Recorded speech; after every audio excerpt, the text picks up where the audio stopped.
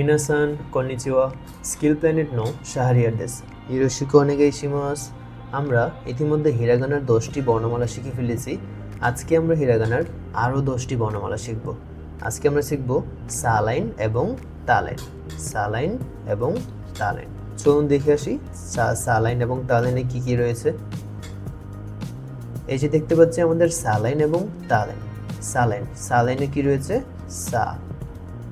সা দিয়ে কি বুঝাচ্ছি আমরা? সা। সালাইনের প্রথম বর্ণ সা। তারপর রয়েছে শি, সা শি। তারপর সো, সা শি সো। এটাকে বলতেছি আমরা সে। সা শি সো সে, এস ই সে। তারপর সালাইনের শেষ বর্ণ হচ্ছে সো। সা শি সো সে এবং সো। এ হচ্ছে আমাদের সালাইনের বর্ণ। এখন দেখি চলুন তালেনে কি কি বর্ণ রয়েছে। এটা হচ্ছে আমাদের তালেনের প্রথম বর্ণ তা। তা তা। তারপর রয়েছে চি, তা চি। তারপর সো, তা চি সো। এই উচ্চারণটি একটু খেয়াল রাখবেন। So, T S U so, তা চি সো।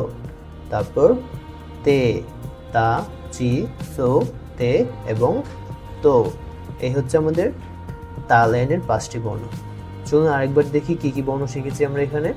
সালাইনে শিখেছি সা শি সু সে এবং সো। তারপর শিখেছি তালাইনের তা চি সো তে এবং তো। এ ছিল আমাদের সালাইন এবং তালাইনের বর্ণমালা।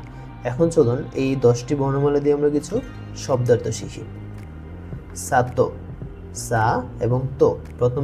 প্রথম শব্দটি কি? সাতো। সাতো শব্দের অর্থ গ্রাম। সা এবং তো মিলে কি হয়েছে? সাতো। সাতো শব্দের অর্থ গ্রাম। তারপর সু এবং শি, সুশি।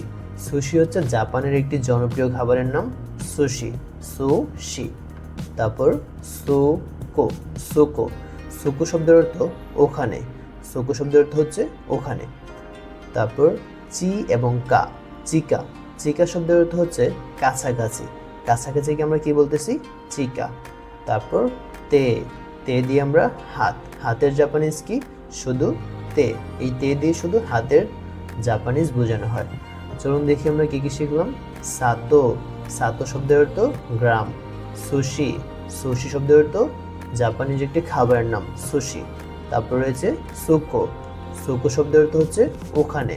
তারপর রয়েছে চিকা, চিকা শব্দের অর্থ কাছাকাছি।